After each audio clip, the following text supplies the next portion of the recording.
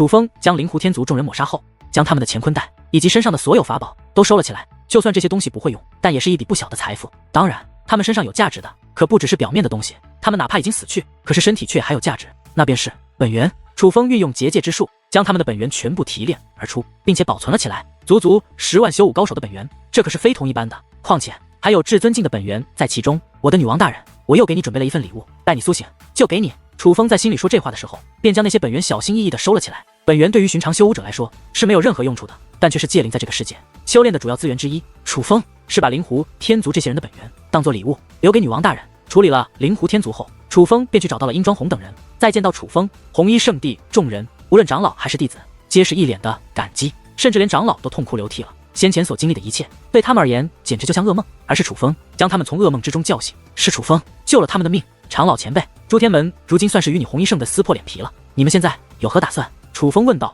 事到如今也是没有办法，我们只能去找掌教大人了。红衣圣地太上长老说道。不知掌教前辈现在何处？楚风问道。这个楚风这样一问，那位太上长老则是面露为难之色。晚辈懂了。楚风知道红衣圣地的太上长老是不愿意告诉楚风，修罗小友，我们这些人的命都是你救的，按理来说这件事不该瞒着你，只是掌教大人说过，就算丢了性命也不能泄露他所在的位置。其实带着这么多长老和弟子去找掌教大人，我已是犯了大罪，可是到如今也是没有办法了。红衣圣地太上长老说道。长老大人，我能理解的。楚风觉得这很正常。楚风虽然救了他们，的确有恩，可其实早在红衣圣地的时候，朱天门的长老想要楚风的性命，若不是红衣圣地掌教出手，楚风可能已经死了。所以这份恩情在楚风来看已经扯平了。况且就算恩情没有撤回来，但恩情是恩情，不可能说一个人有恩于你就把自己所有秘密都告诉对方吧，这完全是两回事。修罗小友，乃我族贵客，这种事情不必瞒着他。忽然一道声音响起，紧接着一道身影也是出现在了众人视线之内。看到那位红衣圣地的众人皆是大喜，那位来者乃是红衣圣地的掌教。掌教大人。此时红衣圣地众人都是赶忙聚集到了掌教大人身旁，并且简单的将事情的经过阐述了一遍。阐述之后，红衣圣的掌教做了一个与太上长老一样的决定，他们暂时放弃红衣圣地，他们要先躲起来。毕竟就算红衣圣地掌教能与拓跋承安一战，但是他却不是朱天门掌教的对手。倘若朱天门真的丧心病狂，率领大军来攻打红衣圣地的话，他们就只能等死。本来楚风解决了这件事情就想要离开的，可谁曾想红衣圣地掌教却极力邀请楚风也跟着一起去。见楚风执意推脱，红衣圣地掌教也是告知了楚风他的难言之隐。其实他是有一件事情需要楚风帮忙。楚风一开始拒绝是不想涉及到关于红衣圣地的秘密。楚风能够猜到他们如今要去的避难之地定然是一个非常隐秘的地方，否则他们大可以一开始就去那里避难，没必要到远古血炼池内。不过当得知原来红衣圣地掌教是有事相求之后，楚风也是跟了过去。最终他们来到了一片丛林之中。这片丛林并没有任何特殊之处，但是有一点，这里很荒凉，周围并没有任何势力，甚至不见任何生灵，唯有一些修为卑微并且不具备灵智的凶兽生存在这丛林之中。可楚风的天眼却一眼看出这里其实非寻常之地，这里的山河地貌形成隐藏的图案，那图案像是一口棺材，阴气极盛。最重要的是，这是有人特意布置的此局，布置此局的目的正是吸收天地间的极阴之气，汇聚于那丛林下方。而根据楚风的判断，此局布置时间起码也有万年，甚至有可能也有几万年了。万年时间，每日每夜每时每刻都汇集天地间的极阴之气。楚风猜测，如今这地底下方将非常的阴森，就算形成具有灵气的可怕之物，也不是没有可能。这里是你红衣圣地布置的局？楚风问道。不是。殷庄红摇了摇头。那你们师尊之前就在这里？难道这个地方是用来修炼的吗？楚风问道。这里乃是禁地，在此之前，红衣圣地除了我师尊之外，只有我以及几位太上长老来过此处。这里究竟是做什么的，我也不清楚。不过你别害怕，我师尊绝对不会害你。殷庄红对楚风说道。我像是那么胆小的人吗？楚风问道。你难道不是看出了此地的独特之处，所以才问的吗？殷庄红问道。我就只是好奇罢了。楚风说道。随后就如同楚风所料，他们果然来到了这森林的地底之中。这是森林的地下建造了一座地底世界，而整个地底世界的也都是一个巨，几乎每一个细节都是为了吸收天地间的极阴之气而造。这里真的很阴森，阴森到这里的墙壁到处都是冰霜，这里面怎么这么冷啊？外面明明那么暖。此时红衣圣地的许多弟子不解地问道。别看他们是修武者，可是此处的寒气却将他们许多人都冻得直哆嗦。这很正常，毕竟那可不是寻常的寒气，而是汇集了万年甚至几万年而成的极阴之气。这种极阴之气哪怕是他们这些女子也不能接触太久，否则灵魂都将受损。果不其然，红衣圣地掌教早就为他们准备了一个专门休息的地方。那个地方不仅有结界之力布置而成，还有专门镇压极阴之气的至宝。在那个区域内是感受不到极阴之气的。在安置好红衣圣地众人后，红衣圣地掌教开始带着楚风向这个底世界的深处行去，而越是深入，那寒气便是越重。庄红，你回去吧。途中红衣圣地掌教忽然说道。殷庄红有些意外，因为他师尊什么都不瞒着他，可此时不让他跟着就好像有什么事情不让他看到一样，这让他有些意外。为师说：“你先回去。”红衣圣地掌教再度强调道：“是。”殷庄红不敢违抗他的师尊，只得转身离去。修罗小友，请。红衣圣地掌教说完此话，便继续为自己引路。可是，一路前行，楚风却有些不安起来。前方不仅冰霜更厚，寒气更甚，就连原本光亮都开始变暗。楚风知道，他此时是在走向何地。倘若说此处乃是一座棺材，那此时的楚风正在入关之中。如楚风所料，当他来到此地最中心的时候，就连楚风的修为也是感觉有些寒冷，不得不运用武力以及结界之术去抵挡那极阴之气。不过这不是重点，重点是出现在楚风面前的那些东西。那里摆放着一个巨大的桌子，桌子上面布满了材料。可楚风一眼就看出这些材料所能炼制的东西将会形成什么样的物品。那是一种与魂魄有关的材料，这个材料可固人灵魂，可做疗伤之用，同时也是杀人利器。因为这材料可以勾魂夺魄，它有着两个极端的作用，但无论是用来疗伤还是用来杀人，所用的量都不会太多。可眼下那桌案上面所摆放的量却是正常运用的几万倍。修罗小友，这个便劳烦你了，麻烦您将这些材料融合到这里面。红衣圣地掌教将一个坛子递给了楚风，这个坛子看上去有些破旧，甚至已经出现裂痕，那裂痕是被人修补的。可这个坛子却散发着远古气息，这是远古时期的宝物。最重要的是，楚风能够感觉到这坛子上面散发着生灵的气息，它应该是由生灵的骨灰打造而成。虽不知道这坛子到底有何作用，可楚风却觉得这坛子有些邪门。此时楚风忍不住想起了一件事，之前红衣圣地掌教不惜代价与密洞群圣进行赌约，而他想得到的东西叫做阴阳锁魂绳。当日为利奥得到那阴阳锁魂绳，红衣圣地掌教甚至不惜以红衣圣地的镇的至宝为代价。后来楚风也问过密洞群圣，那阴阳锁魂绳到底有何作用？而从密洞群圣那里，楚风得知这阴阳锁魂绳乃是用来锁人魂魄的。据传闻，阴阳锁魂绳可让死去之人死而复生。回想一下，这布置了数万年之久，如同棺材一般的吸收极阴之气的局，再想一下那阴阳锁魂绳的作用，以及浮现在眼前的这些材料，还有这个有些邪门的坛子，都让楚风觉得红衣圣地掌教要做的事情可能是一件有些可怕的事情。修罗小友，怎么了？难道对你来说这件事也很难吗？见楚风有些走神，红衣圣地掌教忽然问道。没有，融合它们并不难，只是这些材料有些特殊，所以晚辈有些好奇，不知前辈融合它出来是要做什么？楚风问道。有些事情不方便告诉小友，小友就不要多问了，毕竟别人的秘密你若是知道了，可未必是好事。说这话的时候，那红衣圣地掌教竟然是一脸的阴沉，尤其那目光竟然满含着威胁之意，就仿佛楚风若继续多问，他就会立马杀掉楚风一般。可忽然间，红衣圣地掌教竟然大笑起来。我是逗小友的，小友可切莫当真。小友放心，你帮我融合这些材料，我是用来救人，而绝对不会用来害人。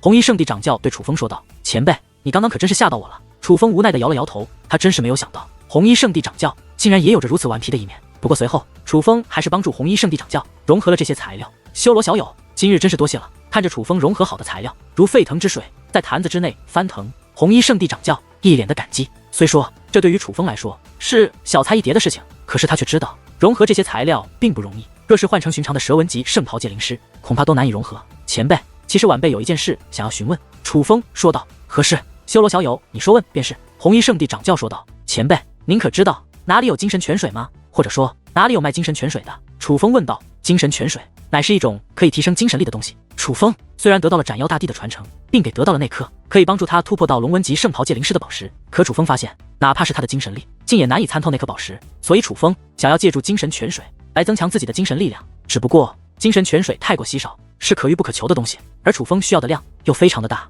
所以楚风才询问红衣圣地掌教，看看这位轮回上界的霸主能否给自己一些帮助。精神泉水吗？修罗小友，你需要多少？红衣圣地掌教问道。大概100万公斤。楚风说道。100万公斤，听的这个数字，就连红衣圣地掌教都有些惊讶。他也是戒灵师，虽然戒灵之术不如楚风，可关于精神泉水他还是知晓的。精神泉水虽然不是说特别珍贵的东西，但却数量却并不是很多，并且寻常人用的话，一般易经的量已是足矣，甚至许多人只要几两就可以。而楚风他居然需要100万公斤的精神泉水，这让他有些吃惊。不知修罗小友用这么多精神泉水是要做什么？应该不只是修炼这么简单吧？毕竟精神泉水虽然能够增强精神力，但也是暂时性的，用来修炼也不太实际，所以我还真是有些好奇，修罗小友用这么多精神泉水到底是要做何事？红衣圣的掌教用那好奇的目光看着楚风。前辈，您有秘密，我也有秘密，所以请前辈原谅我的无礼，晚辈不能告诉前辈我的用途。楚风说道。行，那我便不问了。红衣圣的掌教笑了笑，旋即说道。100万吨精神泉水交给我吧，不过这么多精神泉水我需要一些时间才能弄到，并且我最近也是没有时间，这样1年之后你来找我取。1年，听的这个数字的时候，楚风就觉得红衣圣地掌教给不了自己帮助了。楚风需要这样多的精神泉水，就是为了参悟那颗从斩妖大帝墓内得到的宝石，将自己的结界之术提升到龙纹级圣袍。可1年的时间，那也太久了，楚风根本就没办法等。1年的时间，就算楚风不用精神泉水，只凭自己，应该也已经参悟了。楚风之所以需要大量的精神泉水，就是希望快点提升自己。若是这么久，那就完全没必要了。多谢前辈好意，不过不用劳烦前辈了，我还是自己想办法吧。楚风说道。等一下，修罗小友，若是急用的话，倒是有一个地方，也许能够帮到你。红衣圣地掌教说道。前辈，是何地方？楚风问道。轮回上界，象山谷，那里是一个产精神泉水的地方，那里常年都有精神泉水溢出，只是虽说泉水源源不断，可是数量却也是非常有限，并且溢出的精神泉水也都被大家收集走了。但有人猜测，那象山谷内的精神泉水虽然溢出的不多，但泉水的根源处泉水应该很多，只是奈何那象山谷的石头有阵法守护，没人能够破开，也就导致无法泉水根源。倘若你能找到根源，也许你的100万公斤精神泉水并非难题。红衣圣地掌教说道。象山谷吗？请问前辈，那象山谷在何处？楚风问道。象山谷有些偏远，但通过远古传送阵到达那里也要不了太久。不过象山谷由云灵族看守，那云灵族有些古怪，是一个天不怕地不怕的家族。修罗小友，你真的这么急吗？你若不急，等我一些时日，过些时日，我与你一同去。虽然以那云灵族的个性，未必会给我这个颜面，但必要时刻，我倒是可以用武力镇压他们。红衣圣地掌教说道。那云灵族中的最强者大概是何修为？楚风问道。云灵族中的最强者当年是2品至尊，如今的话我也不确定了。红衣圣地掌教说道。2品至尊这么强？听闻此话，楚风有些意外。红衣圣地乃轮回上界当之无愧的霸主，可哪怕红衣圣地除了这位掌教大人是3品至尊外，太上长老之中也只有2名2品至尊境的存在而已。可这个云灵族的最强者竟然也是2品至尊，由此可以看出，这所谓的云灵族实力非常不容小觑。并且听红衣圣地掌教的意思，那云灵族的脾气也很古怪，是那种谁的面子都不给的种族，倒也看得出来，这是一个颇为棘手的种族。看来修罗小友真的很急，但我实在走不开。这样吧，我派长老随你去。红衣圣地掌教说道。不用了前辈，我其实知道一个地方也有精神泉水，只是路途有些遥远，不在这个星域。不过那个地方的精神泉水倒是很充足，我直接去那里便可以了。楚风说道。其实楚风是撒谎了，他知道红衣圣地的那2位太上长老虽然也都是2品至尊，可是之前在远古血炼池的时候却被灵狐鸿飞他们打成了重伤，如今伤势还没有恢复，这个时候麻烦他们，楚风有些于心不忍，所以楚风撒了这个谎。楚风撒谎是不想麻烦他们，但是楚风还是决定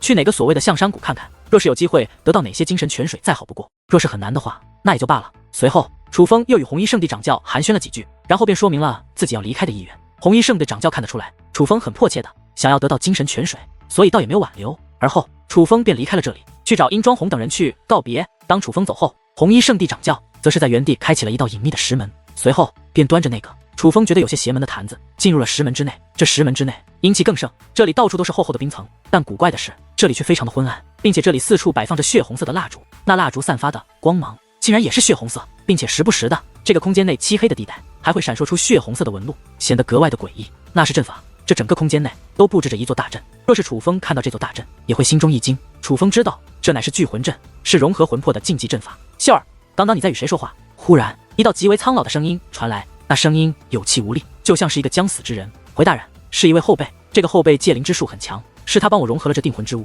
红衣圣地掌教听到这个声音之后，竟然表现出了极为谦卑且恭敬的态度。后辈，他叫什么？那道声音再度响起。回大人，他叫做修罗。红衣圣地掌教说道。修罗，听得这2个字，那道声音变得有些暗淡，似乎是有些失望。大人，怎么了？红衣圣地掌教问道。没事，只是刚刚那个后辈说话的语气，我觉得有些像我一个认识的人。那位说道。不知大人认识的那位是何人？难道大人是想起了什么？红衣圣的掌教问着话的时候，神情都是变得有些激动。没有，我的记忆仍然有些混乱，我也想不起来这个人了，只是有些印象。但能确定的是，我印象中所认识的那个人绝对不叫修罗。那位说道。这样啊。听闻此话，红衣圣地掌教略微有些忧伤。对了，秀儿，我让你找的那个和尚找到了吗？那位问道。属下无用，未能找到大人所说之人。红衣圣地掌教满面惭愧。无碍，待我恢复，我自己去寻他便是。只是秀儿，这些日子辛苦你了。那位说道。大人，您说的哪里话？属下的命都是你救的。虽然我现在是红衣圣地掌教，但在属下心中，我始终是轮回宗的人。红衣圣地掌教说道。当年轮回宗一败涂地，大南陵头各自飞，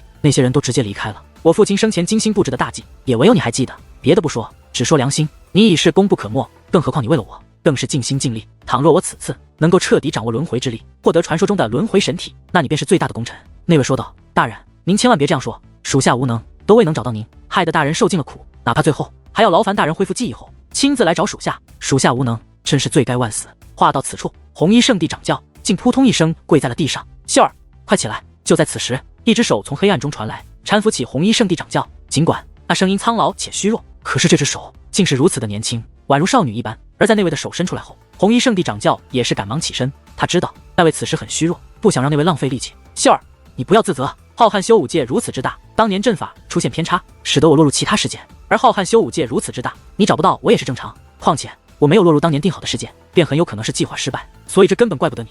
过去的就都不提了，如今一切可有准备妥当？那位问道。大人，一切都已准备妥当，不知大人想何时开始？红衣圣地掌教问道。既然已经准备妥当，那现在便开始吧。那位说道。好，只是大人，这个过程会很痛苦，大人您可要有心理准备。红衣圣地掌教说道。痛苦？哼，这种痛不过是身体上的痛而已，比起当年心理上的痛，这根本不算什么。听闻痛苦二字，那位反而发出一抹轻蔑的笑声。可听到这个笑声，红衣圣地掌教却是面露心疼。他很清楚这位大人当年经历了怎样的痛楚。秀儿，我虽恢复了当年的记忆，但却丧失了一些后来的记忆，不知何时才能想起。但我能意识到后来的一些记忆对我非常重要，所以此次融合，我要你准备的那恢复记忆的东西，你没忘吧？那位忽然问道。大人放心，属下都准备好了。红衣圣地掌教说道。既然如此，那便开始吧。那位说道。楚风与殷庄红告别之后，便直接前往了象山谷。就如同红衣圣地掌教所说，虽说象山谷的位置有些偏远，可运用远古传送阵，不过短短几日便已到达。只是楚风走出的这座远古传送阵，距离象山谷其实还有着一小段距离。况且楚风对于象山谷的情况也不了解，不敢贸然前去，毕竟那里还有着古怪但却实力强大的云灵族守着。于是楚风便想找人打探。刚好这不远处有着一座叫白衣庵的地方，这白衣庵是一座寺庙，只是庙内皆是尼姑。楚风出于礼貌，并没有从空中直接落到寺庙这个白衣庵之内，反而是提前飞落而下，来到山下后，一步一步登山而行，最终来到了山门之前。叩门之后，便立刻有一位尼姑接待了楚风。这位接待楚风的尼姑起初面露警惕，但几番交谈之后，倒是放松了警惕。而对于楚风的询问，他倒也开始不再避讳的交谈起来。施主是要去象山谷吗？那位尼姑问道。是啊，只是听闻象山谷内有云灵族把守，不知我去的话可行否？楚风问道。象山谷对外是开放的，施主若要去，自然是可以的。只是施主此行是何目的？可是为了那精神泉水？那位尼姑问道。正是，楚风回道。若是为了精神泉水的话，我便劝施主回吧。那位尼姑说道。为何呀？楚风不解地问道。想必施主也应该听说了，那精神泉水的源泉如今出现了裂痕，并且云灵族的族长还下令，无论是谁，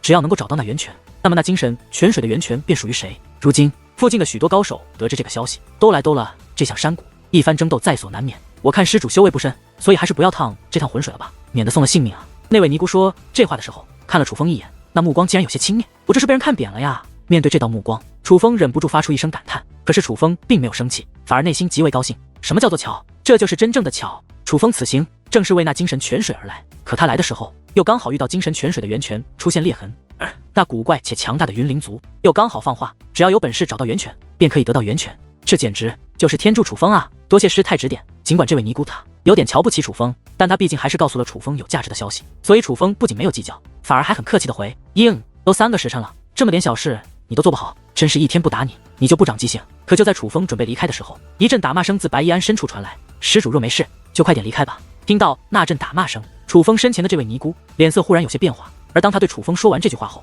还不待楚风回答，竟然就砰的一声将那大门给关上了。关门之后，那位便快速的向内走去。果然，有人的地方就有纷争，天下没有净土可言。楚风感叹一声，他没有多管闲事的打算，只是感叹，就连白衣庵这种出家人的地方，竟然也有纷争。可那打骂不仅没有停止，反而愈加愈烈。这种情况下，阵阵求饶的声音也是随之响起。师姐，我错了，别打了，我下次一定快一点。听到那个求饶的声音，原本转身已经向山下走去的楚风忽然停住了，因为这个声音，楚风觉得有些耳熟，可能是我想多了，这种地方哪来的熟人？楚风摇了摇头，便继续下山。师姐，别打了，我真的错了。其实那些声音传自白衣庵深处，正常来说路人是听不到的，可因为楚风随时张开精神之力，他各方面感应力都很敏锐，所以他能够听得到。那殴打越来越严重，那求饶声也越来越委屈。楚风虽不爱多管闲事，但也不是冷酷无情之人，听到那求饶声音，楚风已是有些动容，更何况那声音还有些耳熟。于是楚风不仅止步，更是回头观望。此时楚风的目光开始变化，紧接着那无论是墙壁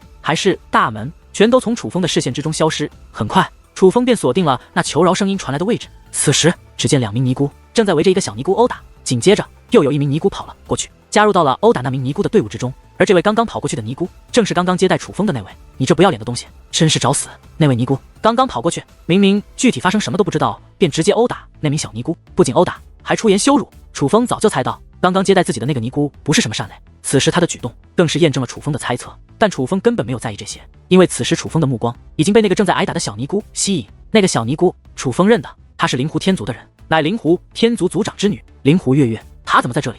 看到灵狐月月那一刻，楚风感到非常惊讶。毕竟就在前几日，楚风刚刚亲手将灵狐天族族长以及灵狐天族诸多高手斩杀。当时楚风并未发现灵狐月月的身影，但也并没有特意去寻她，毕竟他与灵狐月月也没什么交集。当时楚风只想着灵狐天族为了完成诸天门的任务，便滥杀无辜，以示丧尽天良，所以他们全部该杀。本来楚风以为在他抹杀的灵狐天族众人之中，也包括了灵狐月月，但并未想到的是，灵狐月月居然在这里。原来他当日并没有在场。而灵狐月月是什么人？她不仅是灵狐志士的女儿，自身也是一位修武天才，在灵狐天族之中仅次于灵狐鸿飞的小辈。而灵狐月月的性格更是可以用目中无人来形容。怎么今日竟然被一群尼姑殴打，而且还是一群修为只在天仙境的尼姑？不对，很快楚风发现了不对。楚风印象中灵狐月月的修为可是7品武仙，可是现在灵狐月月的修为竟然是1品天仙，并且哪怕1品天仙的修为也是很不稳定，怎么会这样？楚风运用天眼仔细观察，很快发现了真相。灵狐月月的丹田被人重创，她的修为是被人废了。可是是谁做的呢？灵狐志士好歹也是2品至尊，哪怕在诸天星域也算是顶尖高手，有他保护，应该没人能够伤得了灵狐月月才对。重点是灵狐月月并没有与灵狐志士在一起，那么他为何要离开自己的父亲，离开自己的族人呢？楚风心中有了许多不解，我错了，我真的错了。此时灵狐月月跪在地上，正在对那几位尼姑求饶，可那几个尼姑却丝毫没有停手的意思。其实他们也没有要置灵狐月月于死地的意思，他们就只是想教训灵狐月月。可尽管没有动杀意，但他们的修为毕竟在灵狐月月之上，哪怕没有尽全力，就算随随便便的打一打，也是很快便在灵狐月月的身上留下了大片的淤青，就连那精致的脸颊也是未能幸免。虽然楚风与灵狐天族有着极大的仇恨，可是对事不对人。楚风与灵狐月月私人之间并没有恩怨，灵狐月月虽然嚣张跋扈，有些霸道，但似乎也没有做过过分之事。有可能是本身楚风对灵狐月月便不反感，也有可能是因为自己已经杀了灵狐月月的父亲以及他的族人，楚风多少有些愧疚。总之看着灵狐月月此时的遭遇，楚风还是动了恻隐之心，帮还是不帮？楚风也有犹豫，罢了，还是帮他一次吧，反正他也不知道我是谁。想到这里，楚风便直接飞身而起，越过重重高墙，直接掠入了那座庭院之中，落在了那道殿门之外。几位师太光天化日之下欺负后辈，这种事情若是传出去，恐怕有失身份吧。楚风落地之后凝声说道，听到有人说话，那几位师太也是做贼心虚，赶忙收手。可是看到楚风之后，那几位却是一脸茫然，不由得问道，你是谁啊？他就是刚刚那个敲开殿门的路人。此时那位接待楚风的尼姑阴阳怪气的说道，原来是他。听闻此话，那几位尼姑的嘴角竟然掀起一抹冷笑，施主你真是不该多管闲事。就在此时，那位接待楚风的尼姑嘴角也是掀起了一抹冷笑，但最重要的是楚风在他的身上竟然感受到了杀意，只因楚风多管闲事，他竟然就要杀了楚风。不只是这么简单，楚风毕竟亲眼看到了他们的所作所为，他们应该是不想楚风将这件事情传出去，害怕楚风影响了他们的名声，所以他是决定杀人灭口。可只因如此，便要杀人灭口，足以看出这些尼姑的心狠手辣。师太，我奉劝你一句，可千万不要对我出手，否则你们会后悔的。楚风说道，一个废物还敢威胁于我？那位接待楚风的尼姑此时面露不爽之色，不要与他废话了，直接宰了他，让他下辈子明白不要多管闲事。可就在此时，另外2位忽然开口。不仅如此，在另外2位的眼中也是涌现出了浓浓的杀意，他们皆是心狠手辣之人。紧着那3位尼姑便同时出手，武力释放而出，化作3只猛兽，张着血盆大口向楚风吞噬而来。他们这是想要运用武技直接将楚风吞噬，连具全尸都不打算给楚风留下，可谓是残忍至极。然而那3只武力巨兽刚刚靠近楚风，天地都是一震，紧接着便看到那原本栩栩如生的3只武力巨兽竟然都是化作武力飞烟，在楚风身前飘散。与此同时，一股强大的威压也是自楚风体内释放开来，直奔3个尼姑而去。8品尊者，这便是楚风此时的威压。这3位不过都是天仙境的人而已。当楚风的威压释放而出后，在他们眼中，楚风的身影不仅变得神圣，他们更是感觉自己渺小不堪，就宛如此时他们不过是3只小老鼠，而站在他们面前的楚风则是一只猛虎。楚风站在那里，不过是一声低吼，都足以让他们难以站立，瑟瑟发抖。大人，我们知错了。大人，小的有眼无珠，大人莫要见怪啊！眼见楚风竟然如此利奥的，先前还要抹杀楚风的3位尼姑几乎同一时间跪在了地上。他们其实根本就感受不到楚风的具体修为，但却能够感受到楚风至少是尊者境，修为远在他们之上。再想一想先前楚风说的那句话，他们其实早就明白了楚风的意思。原来站在他们面前这位看起来平平无奇的家伙，竟然是他们所惹不起的人。此时他们悔恨万分，只不过为时已晚。我提醒过你们了，只是你们并没有吸取教训。楚风说话间，这方天地忽然变得冰冷起来。大人饶命，大人饶命啊！那3位尼姑不仅哀嚎连连，更是开始连连磕头，当真是吓坏了。不过看着这3位的模样，楚风不仅没有一丝动容，反而心中冷笑连连。楚风最为恶心的就是这种吃软怕硬，并且又一点骨气都没有的人。这种人面对比自己强的人，可以说是毫无尊严可言。但是当他们面对比自己弱的人，什么丧尽天良的事情都干得出来。在楚风眼中，他们这种家伙简直就是修武界的败类。可就在此时，那灵狐月月竟然也跪在了地上：“大人，饶过我的3位师姐吧！”灵狐月月竟然为这3个欺凌他的师姐求饶。在灵狐月月做出这个举动之后，楚风则是收回了自己的威压：“多谢大人，多谢大人。”此时，3位尼姑疯狂地对楚风叩拜，以为楚风要放过他们，就连灵狐月月也开始对楚风叩拜，感谢楚风饶过他的3位师姐。可楚风根本就没有理会那3位尼姑，而是看着灵狐月月，看着此时的灵狐月月，楚风内心有些复杂。眼前的灵狐月月已经不是楚风印象中的灵狐月月，楚风不知道他经历了什么，竟然让他变成了这个样子。但楚风能够确定，都是那个经历一定很痛苦。于是楚风的眼中闪过了一抹狠色。可忽然之间，楚风大袖一挥，3道武力自手掌掠出，化作3把武力匕首，直奔3个尼姑。毫无意外，3道鲜血溅起之后，那3个尼姑纷纷倒地，紧接着便发出了鬼哭狼嚎一般的哀嚎。因为楚风所释放的3把武力匕首，对准的乃是他们的丹田，丹田被洞穿，他们的修为正在急速流逝。这样下去，他们注定修为不保，怎能不哀嚎？楚风的出手让人猝不及防，就连灵狐月月也是愣住了。过了片刻之后，他才回过神来，灵狐月月竟跪着行走，就那样卑微的来到楚风面前，随后在楚风脚下磕头作揖：“大人，求您了，饶了我的3个师姐吧，求您了，不要废了他们3个修为。”灵狐月月竟仍在苦苦哀求，希望楚风能够放过他的师姐一马。只是看着这样的灵狐月月，楚风却是倍感无奈，于是说道：“他们欺凌你，是我阻拦他们的起因，但当他们对我动了杀心的那一刻起，这件事情就已经与你无关，而是我与他们之间的事。我已经告诉过他们，不要对我动手，那不是警告，而是给他们最后一次机会。他们倘若听了我的，不管他们日后如何，我都会饶他们一次。但当他们对我出手的那一刻起，就已经注定了此时的下场。因为倘若我的修为不如他们，我就已经死了；倘若我死了，那就是因你而死，是因为我仗义出手，才招惹了他们，才会被他们灭口。而你现在居然还替他们求饶，那你对得起我吗？”楚风问道。听得此话，灵狐月月也是忽然愣住了。听了楚风的话后，灵狐月月一时之间也是不知该说什么了。毕竟楚风说的很对，楚风可是为了帮他才出手的。小姐，就在此时，忽然有一个小尼姑跑了过来。其实楚风的威压释放引起了不小动静，几乎这个白衣庵的尼姑全都注意到了此处的情况。只是因为楚风实力太强，所以大多数人连面都不敢露，而是躲在暗处偷偷的观望，甚至有胆小的更是被吓得逃离了此处，生怕遭受牵连。但此时这个长相有些精致，但却面容憔悴，宛如身患重病的小尼姑，却是跌跌撞撞的跑了出来，且还是满脸泪痕的跑了出来。这种时候他有这个胆量跑出来，定然是有一些目的。不过令楚风有些意外的，并不是这个小尼姑跑出来的胆量，而是这个小尼姑的身份。她不仅也是小辈，并且她还称灵狐月月为小姐。在这白衣庵内，他们这些弟子应该以师姐师妹相称，可她却称灵狐月月为小姐，这本就有些奇怪。况且她的修为比灵狐月月还弱，只是真仙境，而之所以如此，乃是因为她的修为也曾被废过。她的原本修为绝非真仙境，是因为修为被废，才会落到今日这般田地。这让楚风觉得，这个小尼姑很可能不是白衣庵的早期弟子，更像是和灵狐月月一同来到此处的灵狐天族族人。大人，求您为我家小姐做主，这3个妖女根本不配做出家人，请大人为我和小姐做主。那位小尼姑走出来后，便直接跪在了楚风面前。而后这名小尼姑便大概讲述了一些情况。白衣庵是一个小宗门，这里连长老都没有，除了一位5仙境的掌教外，其他人便皆是弟子。而那3个被废除了修为的尼姑，便是白衣庵掌教最得意的3个弟子，原本也是白衣庵最有可能得到传承的弟子。可随着灵狐月月来到之后，白衣庵掌教对灵狐月月极为重视，可这便遭到了白衣庵掌教3位弟子的嫉妒。原本他们看在掌教的面子上，是不敢为难灵狐月月的。可最近几日开始，白衣庵掌教忽然病了，从那1日开始，这3位师姐便开始欺凌灵狐月月，并且愈演愈烈。而就在刚刚，这位小尼姑得知白衣庵掌教根本就不是病了，而是中了毒，是这3位师姐下的毒。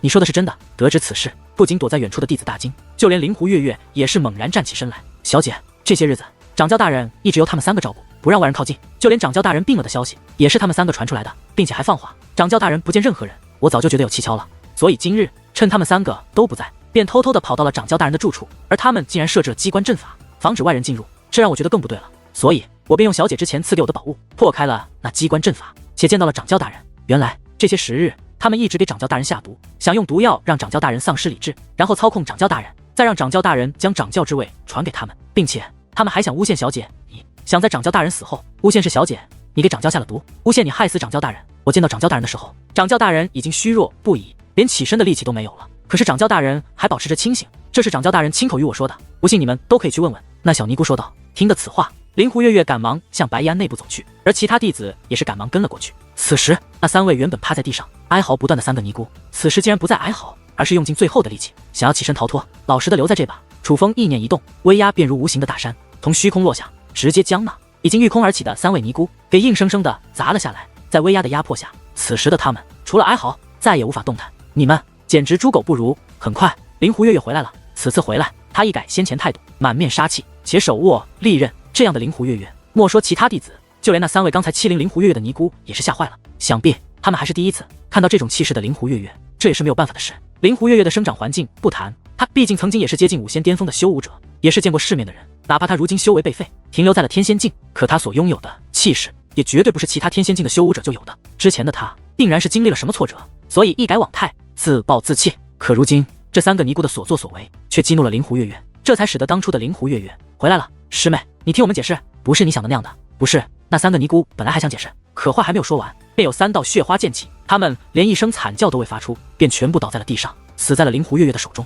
而在杀了这3位师姐之后，灵狐月月便扑通一声跪在了楚风面前：“大人，求求您了，救救！”灵狐月月自然是想让楚风出手救救白衣安的掌教大人的，可是他话说到一半，他便愣住了。不仅是他愣住了，在场的所有白衣安的尼姑全都愣住了。他们惊愕地发现，明明刚刚还站在那里的楚风，竟然消失不见了。一切来得太快，他们甚至都没有看到楚风去往何处。反应过来之时，楚风已是气息全无。都怪我，都怪我！此时，灵狐月月陷入了无尽的自责之中。其实，早在之前，那个叫做安安的就曾提醒过灵狐月月，觉得白衣安掌教忽然生病，事情有些蹊跷。可是灵狐月月因为情绪低迷，便没有去想太多，哪怕遭受欺凌，他也都忍了。可正因如此，才导致白衣安掌教中毒已深。如今他们已是束手无策。既然刚刚这个路过的高手不想出手相助，那他们就只能眼睁睁的看着掌教死去了。别哭了，来看看你们的掌教吧。可就在此时，楚风的声音忽然响起。虽然没有看到楚风的身影，可他们却听得出来，那个声音传来的方向乃是白衣安掌教如今所在的地方。此时，灵狐月月以及那个安安赶忙起身，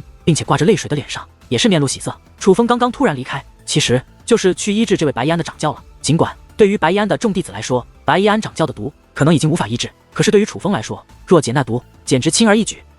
不过片刻功夫，楚风就已经将白衣安掌教身上的毒清理。虽然身体并未彻底恢复，但生命已无风险。而当白衣安的众弟子发现他们的掌教已无大碍之后，自然是对楚风感激不已。但楚风不过是举手之劳，并不图他们的感谢。楚风更好奇的是，那灵狐月月为何会沦落至此？他的身上到底发生了什么？可楚风觉得直接问灵狐月月也不太好，如今灵狐月月状态不太对劲，就算问了，他也未必会说。于是楚风决定从那个叫做安安的女子下手。楚风今日帮了他们大忙，不仅仅是救了白衣安掌教，更等于是间接的救了灵狐月月以及那个安安。所以那个安安对楚风也是感激万分。楚风与他单独聊天，他更是热情得很。简单的闲聊之后，楚风便得知这个安安的全名就是叫做灵狐安安。果不其然，他也是灵狐天族的人。楚风若没有猜错，他应该是灵狐月月的婢女，或者是灵狐月月在灵狐天族时便关系比较好的一个姐妹，否则他也不会一口一个小姐。况且他对灵狐月月的态度既不失尊敬，可却又有朋友般的情感，说明他们的感情很不同寻常，乃是姐妹一般。啊，你和你家小姐的修为虽然被废，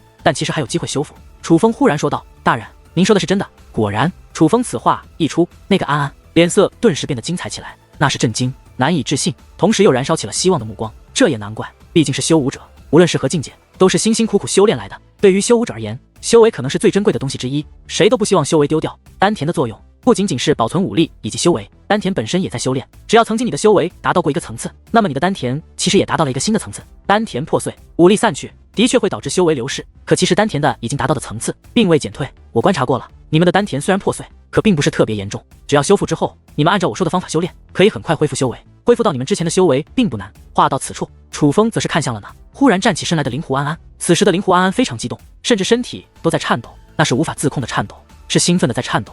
随后灵狐安安忽然双膝下落，是要对楚风下跪，可楚风早就预料到他会这样，于是还没等他跪下，便搀扶住了他。你若要是跪下了，我可就不帮你了。楚风笑着说道：“大人，难道您真的愿意帮我和我家小姐恢复修为？”灵狐安安此时非常着急，他很怕楚风不帮他，所以急得眼泪都流了出来。他已经预料到楚风与他说这些是想要帮他们，可是他又很怕，害怕楚风不帮他们，那个小模样还真是让人心疼。我可以帮你，不过我师尊曾给我定下一个规矩，若是帮人修复修为之前，必须要知道他的修为是如何被废的。所以你愿意如实相告吗？若是愿意，我自然可以帮你。楚风说道：“我愿意，我愿意。只是大人，我有一个条件。”话到此处，灵狐安安面露为难。无碍，有什么为难之处，你便直说。楚风不想给灵狐安安压力，甚至楚风都猜到了灵狐安安担忧的是什么。我可以将我和小姐的事情告诉大人，可是恳请大人不要与我家小姐说，因为我家小姐不希望我们的事让外人知道。哪怕白衣安掌教救了我们，但小姐也没有与掌教说我们的事。果然，灵狐安安的担忧与楚风所想一模一样，他不是不愿意说，而是灵狐月月不愿意说。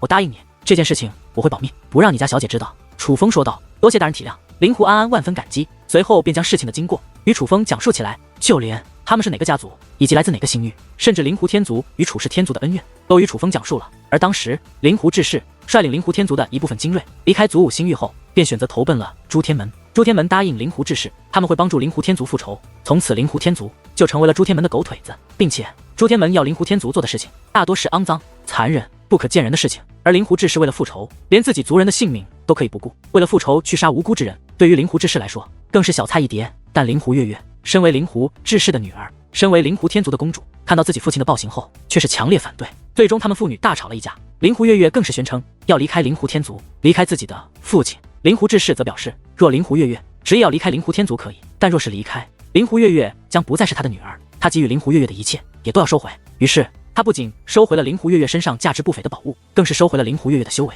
尽管楚风早就知道灵狐月月的修为被废很可能与灵狐天族有关，但楚风没有想到的是，废除了灵狐月月修为的竟然是他的亲生父亲灵狐志士。楚风早就知道灵狐志士丧尽天良，但没有想到他居然很辣道，连自己的女儿都不放过。灵狐月月不愿与他同流合污，他作为父亲直接让灵狐月月离开就可以了。可是他不仅收回了灵狐月月身上的宝物，居然还亲手废了灵狐月月的修为，那可是他的亲生女儿啊！是何等狠心，才能让一个父亲做出如此残忍的事？想必连灵狐月月自己也都没有想到，他的父亲会如此残忍。虎毒还不饲子，但是他的父亲却对他下了狠手。也许这也是灵狐月月会性情大变的原因。这种打击也的确是常人所无法承受的。而灵狐月月修为被废后，灵狐志士便将赶出灵狐天族，让他自生自灭。在灵狐志士的威慑之下，灵狐天族的族人就算有人心疼灵狐月月，却也没有人敢说什么。倒是灵狐安安站了出来，只是帮助灵狐月月的下场也很明显。灵狐安安虽然没有被没收身上的宝物，但是他的修为却也被废了。灵狐志士的手段很残忍，修为被废的灵狐月月以及灵狐安安身负重创，难以行动，甚至有生命危险。若不是遇到了白衣安掌教，可能他们都已经死了。而灵狐月月得知自己尊敬的父亲真面目后，心灰意冷，便决定剃度出家，拜了白衣安掌教为师。得知事情经过后，楚风对灵狐月月更加同情，于是他便为灵狐月月以及灵狐安安修复了丹田。对于此事，灵狐月月倒也没有抗拒，相反还十分的感激。毕竟他不知道楚风的是他认识的人，在他看来，一个萍水相逢的人愿意这样帮他，自然很是感激。而帮助灵狐月月和灵狐安安修复丹田后，楚风便离开了白衣安，前往了象山谷。这象山谷其实是一片连绵不绝的山脉，只是这山脉皆是巨石，并且光秃秃的，没有花草树木，也没有生灵。不过层层巨石相叠而起，从西北方向一眼望去，还真像是一只大象立于天地之间，难怪会有象山谷的名称。这象山谷乃是云灵族的地盘，所以它只有一个特定的入口，而那入口处常年都有云灵族的族人把守。当楚风来到象山谷的入口处后，也终于是见到了这些云灵族的族人。这些云灵族的人立于入口处的两端，整齐而立，身穿皮质铠甲，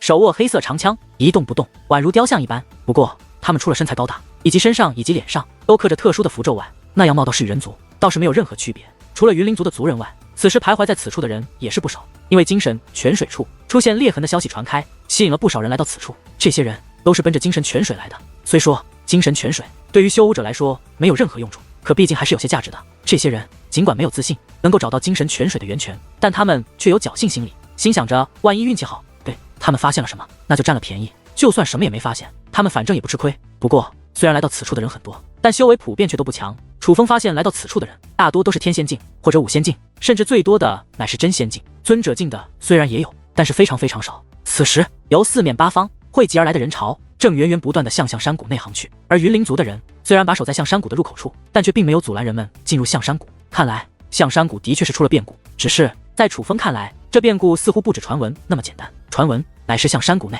那个流出精神泉水的地方出现了裂痕，人们有机会寻找到精神泉水的源泉。可楚风发现整个象山谷无论是山峰还是地表都有着明显的裂痕，甚至有的裂痕非常的可怕，使得高大数万米的山峰都崩裂开来，就好像发生过强烈的地震一般。最主要的是，当楚风随着人潮踏入象山谷的那一刻，他的精神力竟然被封锁住了，一股强大的力量自象山谷深处释放而出，封锁住了楚风的精神力。这导致楚风不仅无法运用天眼以及精神力去观察，楚风甚至连结界之术都无法使用。而这股力量既不是纯粹的结界之力，也不是纯粹的武力，好像是多种力量混合而成，甚至其中还蕴藏着远古气息。最重要的是，这股混合而成的奇异力量好像不是有人专门布置用来限制人的精神力的，而更像是某种无法预料的情况下导致这些力量交织融合，从而形成了这奇异的力量。但就算交织而成，可也说明此处本来就蕴含着这些力量，否则怎么会交织于此？总之这里很古怪。此时楚风正在向精神泉水所在的方向行去，不只是他，这路上还有着许多人，只是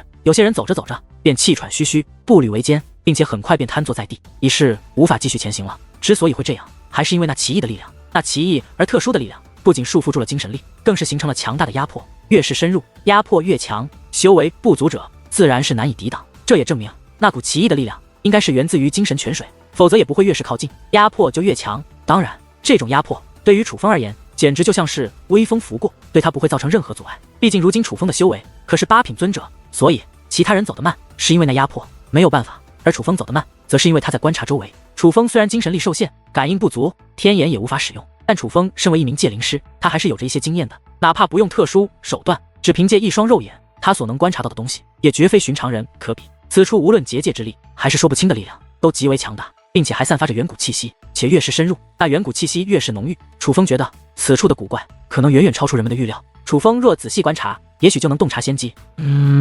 可忽然之间，楚风神色一变，那是一种暗叫不好的脸色。我说大爷们，别在这个时候搞我呀！楚风眉头皱了起来，望向了自己的丹田，因为他发现他的修为正在快速倒退，是自己丹田内的雷霆巨兽又开始炼化神树种子。而每当那雷霆巨兽开始炼化神树种子之后，神树种子都会反抗，两种力量抗衡之下，就会发生这种修为倒退的情况，并且这一次他们的对抗非常激烈，这也导致楚风修为倒退的速度非常之快。那种感觉就好像楚风8品尊者的修为转瞬即逝，随时都可能变成一个丧失全部修为的普通人。该死！楚风本来还想仔细观察周围，可这种情况下他也没有办法了，毕竟楚风不知道这种情况发生后会持续多久，所以楚风趁着修为还在，赶忙施展全力，快速的向精神泉水的方向走去。只是这一次修为减退的速度实在太快，楚风还未看到精神泉水，便已经无法继续前行了。楚风的修为在短时间之内竟然已经倒退到了真仙境，尽管到了真仙境之后，楚风的修为便不再继续倒退，但楚风却无法继续前行了。真是该死，怎么偏偏在这个时候搞我？楚风甚是无奈，瘫坐在了地上。事到如今，他能如何呢？他只能等待修为恢复了。但楚风没有想到的是，这一等竟然就等了足足3个时辰。3个时辰过去后，楚风的修为虽然没有继续倒退，停留在了1品真仙境，可是看着楚风那丹田内的争斗，却依然没有停止。楚风看着一个又一个的人从自己身边走过，但自己却只能眼巴巴地坐在这里，这让楚风意识到他不能继续坐以待毙，他必须想办法。兄台，能帮我吗？带我到精神泉水那里，我必有重谢。兄台，请相信我。无奈之下，楚风开始向路人求助，希望路人能够带着自己前行。只不过那些人却根本不理楚风，甚至一个个的都像躲瘟疫一样从楚风的身旁走了过去。这一刻，楚风体会到了什么叫做人情冷暖。果然，贵人这种存在也不是说每次都能遇上的。楚风不是一个喜欢求人的人，虽然他的脸皮并不薄，但他也知道求人不如求己的道理，所以他准备放弃。可是就在楚风准备放弃的时候，却有一道声音响起：你用什么做报酬？顺身观望，有一伙人来到了楚风的身旁。楚风如今精神力被封锁，感受不到对方的修为，可是楚风从他们此时疲惫的神态可以看出，这些人的修为应该是在天仙境。老实说，楚风觉得天仙境的人未必能够走到精神泉水那里，可是事到如今，他也没有办法，所以楚风对其说道：是我有求于人，所以条件你说吧，只要不是特别过分，我便没问题。我要1件仙兵。为首的一名有点秃顶的中年男子说道：张兄，你这有些过分了吧？就是你看他的样子，哪里像是有仙兵的人？况且就算有，他也不可能给你啊。而那名秃顶男子此话一出，莫说路人投来白眼，就连他身后的朋友都说他有些过分。